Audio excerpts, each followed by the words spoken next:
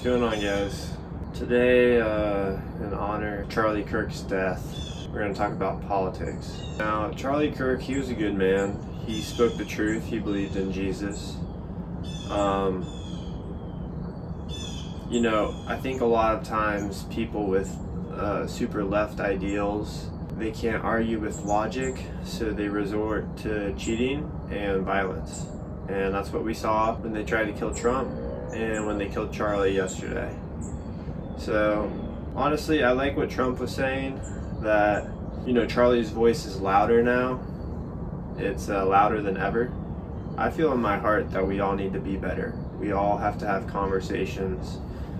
Good men have to have the courage to speak up. Women have to have the courage to share what they know is right with other people. My wife is from Germany, and she's like, American politics, why can't you guys agree to disagree? Why can't you talk about things anymore? And it's because whenever we get around a political conversation, we're all tiptoeing. We're all afraid of getting yelled at or somebody having a difference of opinion. And it's just the enemy wants to keep us divided, wants to keep us not talking, which is why we must continue to talk, choose our battles with the dialogue rather than with violence and with not speaking the truth. So if I ever want to get political with somebody, I like and talk about politics. I like to talk about one issue at a time. So with regards to the trans stuff, that in my eyes is kind of a joke. The suicide rates of trans people is way higher. They're less happy.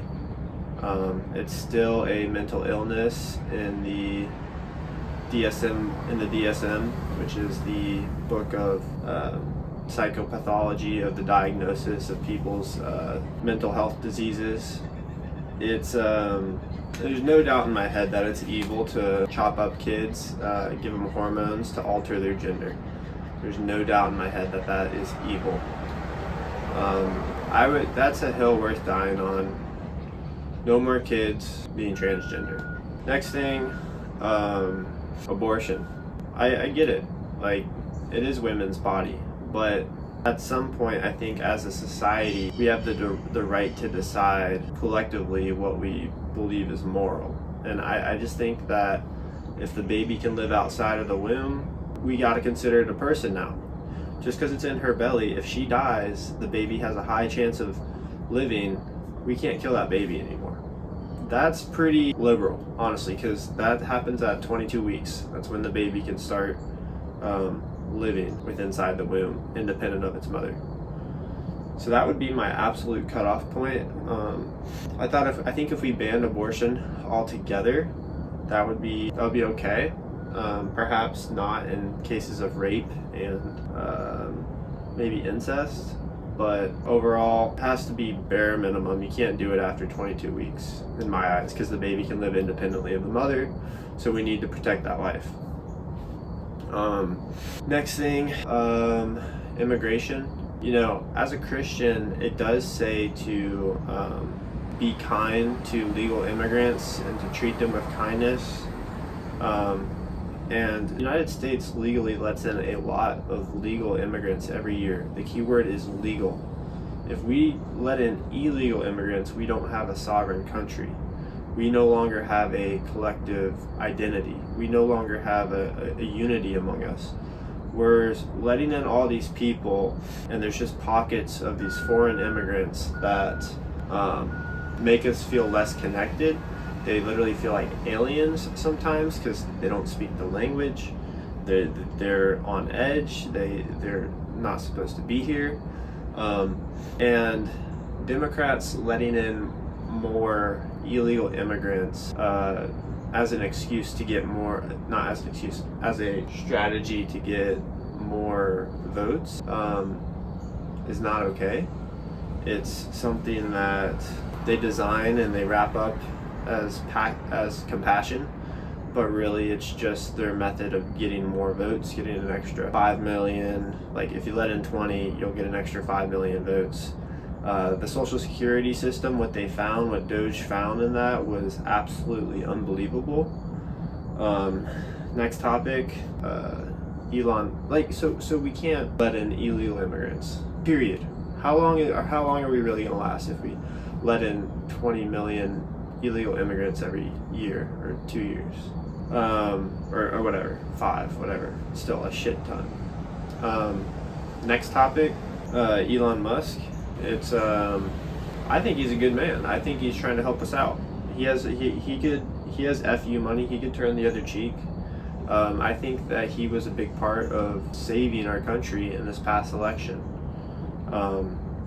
I believe that the freedom of speech and the non-censorship, which we verifiably know was happening with Facebook, Meta, Twitter before Musk bought it, that was kicking our butts. That was preventing people from sharing the truth. And I think that Elon Musk is a good man. I think he's doing us all a favor. And for anybody who's not educated on Doge and whatnot, government officials, representatives, senators, they all verified the numbers that he's pulling up. They've all passed bills to solidify some of the cuts that Doge has come up with. And so to think that Doge is lying and they're invalid, they are not. They are really making cuts. They do make mistakes, but nothing major that I've seen. They're making a huge difference, and to be frank, the things that they found were absolutely disgusting. All the conspiracy theorists who thought that America was funding both sides of the war, funding the Taliban, funding Al-Qaeda, some of these terrorist groups, Hamas, like America's pro-war because they're funding both our armies and the opposing armies. It's true. That was happening. We know that for a fact, and it's disgusting, and it's deeply evil politics. Not enough power in the hands of the people. Nobody would vote for that, no matter what side you're on. Nobody would vote for that, allow that to happen. I don't know why I haven't taken a deep dive on that, but like the truth is coming out, and all those conspiracy theorists are like, I told you we were funding both sides of things, even our enemies. It's just sick, and a lot of the things that our tax dollars are going to are sick. Next topic, guns. Okay, it's like over 99% of all gun deaths are, okay, school shootings are horrible. They're not a good thing. It's not good. Our country looks terrible. But over 99% of gun deaths are with handguns. So if you want to genuinely prevent gun deaths, not just less than 1% of deaths caused by guns, which then you would focus on handguns. If you care about gun violence and lives, you're going to focus on handguns. But I take the stance, I did a lot of reading and research in college for one of my history classes about guns and our amendment that allows us to have guns. The reason that we're allowed to have guns is because we run the country. We, the people, run the country. Democracy. It's not our elected officials represent us. We don't represent them. They represent us. We tell them what to do. And everybody being able to hold guns means you have your independence, you're strong, you can defend your household, you take a share in running this country and the responsibility of running this country. And quite frankly, all these libs who want to give up their guns, who do you want to give them to? Do you really trust the government? Do you trust the government to have all firepower control? Really? Do you know how that turned out in World War II? Do you know how this country was founded? A bunch of men and some women owning guns and knowing how to operate them is a huge check against our federal government. They cannot just do whatever they want. They sometimes borderline get on the, they're trying to do as much as they want. A lot of Democrats, and I'm sure there's examples of Republicans too, but they can't do what they want because they know we are gun-wielding men. We all have guns. School shootings, horrible, tragic. We need to find a solution. Give teachers guns. Lockdown. That's sad. We need more security in school. We need someone at the front. We need a metal detector at every school. We need teachers to have guns. Every teacher. Something along those lines. Next topic, economy. I mean, Biden printed 40% of the total U.S. currency while he was in office. Our inflation metrics like track like what's the cost of a piece of wood, what's the cost of a bag of chips, or I don't know how they measure inflation, but I do know that the metrics that they use don't take into account real estate. And it's like, dude, the real estate market has been just like skyrocketing, and it's a sign of a true inflation. True inflation is closer to 8 or 9%. And I got this from Michael Saylor.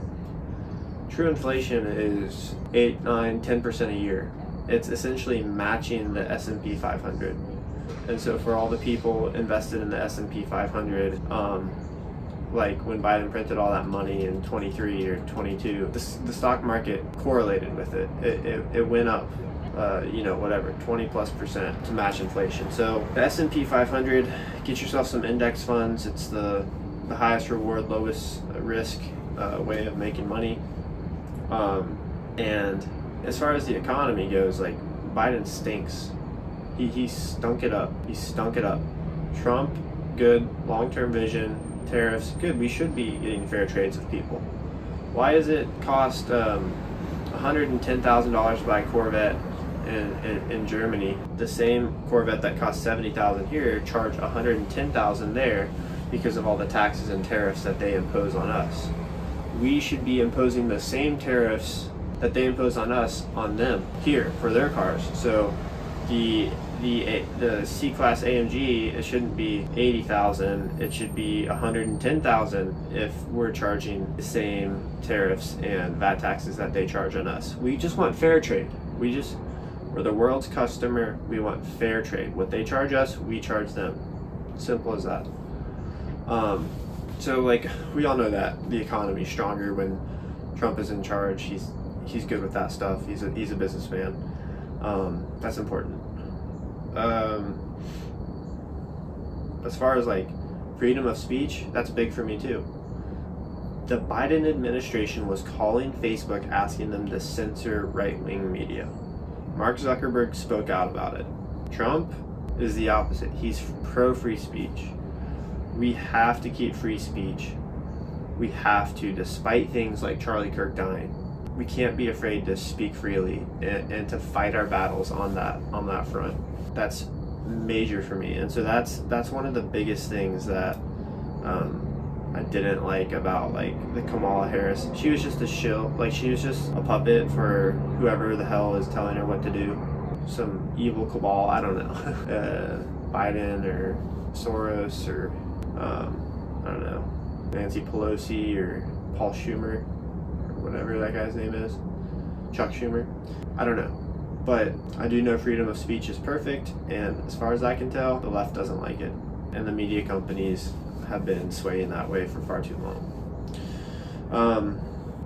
Killing Charlie Kirk is Communist Manifesto 101. They no longer can have their debates, and they can't have dialogue, so they switch to violence. And it's not okay. Any other major issues that we're talking about? Abortion, trans, guns, immigration. Yeah, just in general, like, we gotta be able to talk to each other, guys. We have to. You can disagree with me, that's fine. Let's have a disagreement. Let's talk it through. You probably have counterpoints to what I said. Drop it in the comments. That's perfectly fine. We do need to have a dialogue. Like, sure, what if you hate me for saying these things? Fine, you hate me. If you don't, you don't. So I look at issues before I vote. I look at issues. How are candidates talking about issues, and how are they approaching them? Where do they stand on them before I cast my vote? Obviously, I agree with Trump on 90% of the things he does. He was also a peacekeeper. That's probably the things that I didn't talk about. Long story short, like bombing Iran, Maine in general, I feel that we should stay out of their business. Everybody's business, really. But Iran is death to America, death to Israel. They chant that in their schools. They're extremely radical. If a woman shows her neck, they're tossing her off the building. If you're gay, you're getting tossed, stoned, killed, executed, whatever. They're super radical. It's no joke. Like, I'm living in paradise. We're living in paradise compared to that. So we need to keep speaking Because if we lose sight of that, then we're screwed. It's going to be communism. Keep speaking, keep the elections fair. But anyway, with Iran, we know that they hate America, and we know that they were at war with Israel, and they were developing a nuclear bomb. And if they develop a nuclear bomb, which apparently they were getting close, you know, conspiracy theories, oh, they weren't close, the media's just saying that, or conspiracy theorists are also like, yeah, they were close, and whatever. What if they left a crater in Israel, and Israel just had 5 million people die from a nuclear bomb by Iran? We know Israel's going to drop one, probably more, on Iran, and then that's another 20 million people dead. So that's 25 million people dead. As it stands, in addition to them saying death to America in their schools and whatnot, they also have control over canals, essential for U.S. trade. So we have direct incentive for them not to get in power independent of them messing with Israel, because the argument's kind of like, oh, well, we only care about them because Israel's up our ass and Israel controls everything, which there's a lot of truth to that. But we don't like Iran independently of Israel, and they could also attack us, and they have to do with our trade lines. So bombing their nuclear sites with whatever, those bunker bombs, those 3 from the B-2s, saved a lot of lives long term, and hopefully deterred Iran from gunning for death to Israel, death to America. So that's the last topic. We got to keep speaking, guys. This video is in remembrance of Charlie Kirk. He's a good man, Christian. He believed in Jesus, and we know what he was saying was good because they killed him for it. So we all got to do better. We can't walk on eggshells and not be afraid to talk to each other. Hope this was helpful. I'll see you guys in the next one. Peace.